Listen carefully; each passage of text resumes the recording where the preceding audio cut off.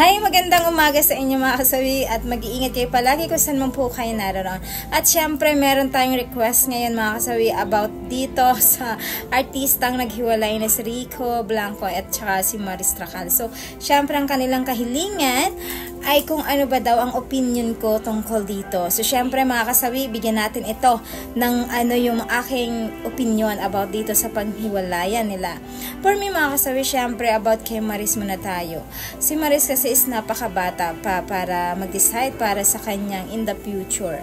Pero syempre in the wait kasi mga kasawi, ang dami ko nababasa mga comment na syempre noong mga panahon kasi na si Maris talaga ay bumagsak yung kanyang karir na talagang si Rico Blanco ang kanyang naging savior para umangat at naging magandang imahe niya sa mga tao, lalo na social media mga kasawi. Kasi nga kung natatandaan ninyo mga kasawi, dati dahil nga sa ating presidente na walang iba kundi si Duterte. So, dahil doon nabash siya ng sobra-sobra dahil sa mga sinasabi niya noon sa ating presidente. So, dahil doon sobrang grabe yung pagbaba sa kanya ng mga tao. Naging iba yung image siya, naging bad influence, tapos naging iba yung image niya pagdating sa mga tao dahil sa mga nangyayari. So, ngayon dumating si Rico Blanco na para maging savior niya. Tapos, eto na nga hanggang nagkaroon sila ng music, nagkaroon sila ng mga video, tapos one day na sinabi na nila na talagang sila na dalawa, so official na. Tapos syempre mga tao, yung bad image niya dati is na nabagsak siya, ngayon is talagang nahango ni bumangon siya dahil kay Rico Blanco. Kinikiligan ang kanilang love team ni Rico dahil syempre ang layo ng kanilang age gap kung mapapansin nyo. Kaya dahil dito ang daming kinilig, kaya naging good image siya ulit sa social media. Hanggang sa dumating na nagkaroon siya ng sunod-sunod na project. Tapos sumikat na yung career niya ulit. Tapos ngayon syempre, hindi na natin alam kung ano yung kanilang hiwalayan. Kung ano talaga yung kanilang issue or salarin.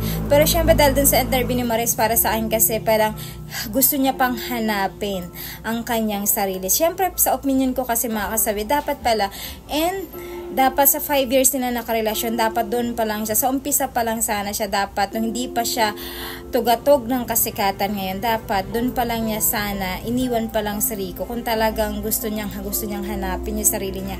Ngayon pa kaya na talagang, syempre yung tamang term ng mga tao, parang ginamit niya lang si Rico Blanco. Dahil ngayon sumikat na siya, dahil doon sa kalab team niya, tapos iiwan niya si Rico ng ganun-ganun na lang. Kumbaga parang ginamit lang niya para maging mabango yung image niya, tapos nakaahon sa kanyang career, tapos ngayon ang ending nga, naging maayos na yung karera niya, tapos bigla niyang sabihin na hanapin yung sarili niya. Yung alam mo bang akala ni Rico Blanco na talagang siya na yung babaeng maihaharap niya sa altar, siya na yung babaeng papakasalan niya, siya na yung forever, na talagang maayos yung kanilang relasyon. Tapos ikaw naman, magugulat ka na iiwang ka lang pala sa ere. So napakasakat nito para kay Rico. Syempre, sino ba naman yung lalaki na hindi masasaktan dahil alam niya na sobrang mahal niya si Maris Tracal, tapos bigla lang siyang iniwan ng ganito-ganito na lang, 'di ba?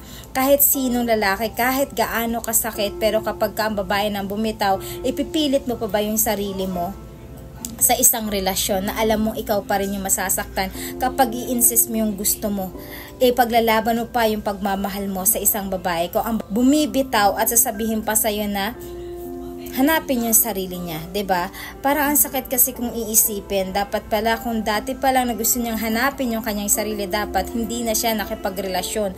Kung alam naman pala niya na hindi pa buo ang kanyang, ayan mga kasawi, marami pa pala siyang hindi alam sarili niya or hahanapin pa niya yung mga pangarap niya na gusto niyang matupad. Dapat noon pa lang hinanap niya na ito na wala pang Rico Blanco, 'di ba?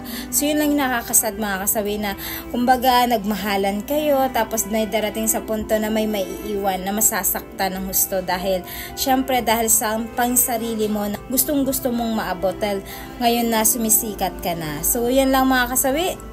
Kaya sa mga kababaihan dyan na ganito na parang hindi kayo sure sa inyong pakikipagrelasyon, lagi niyong tatandaan, kapag ganito, wag niyo na pong papasukin pa, kasi baka mamaya darating din kayo sa punto na kayo pa rin bumitaw, pero hindi naman pala talaga yun yung inyong focus. Kumbaga, na fall out of love lang kayo dahil meron talaga kayong ipagpapalit na iba.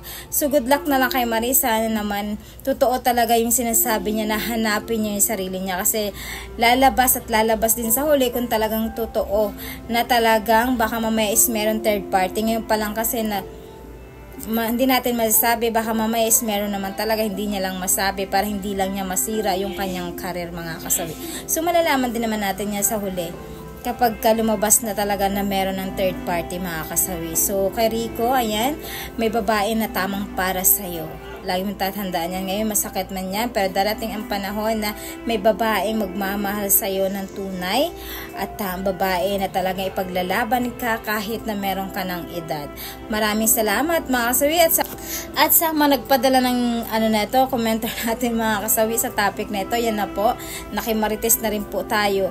At syempre, lagi niyong tatandaan, huwag papasukan ng isang relasyon kung alam niyo hindi niyo kayang ipaglaban, hindi niyo kayang panindigan, at higit sa lahat, kung hindi nyo naman pala kayang panghabang buhay yan. Kumbaga, papasukin nyo lang dahil alam nyo meron kayong pakay. Kumaahon nyo lang yung karir nyo sa sama ng image ninyo para kayo pumasok sa isang relasyon na ito. So yan lang, mga kasawi, maraming salamat sa patuloy na pagsuporta niyo sa akin, sa walang sawang pag-share at pag-comment. Sa mga hindi pa po nakapag-subscribe, mga kasawi, pwede na kayo mag-subscribe, pwede na kayo mag-follow para updated kayo sa topic ko araw-araw. Magandang umaga, mga kasawi.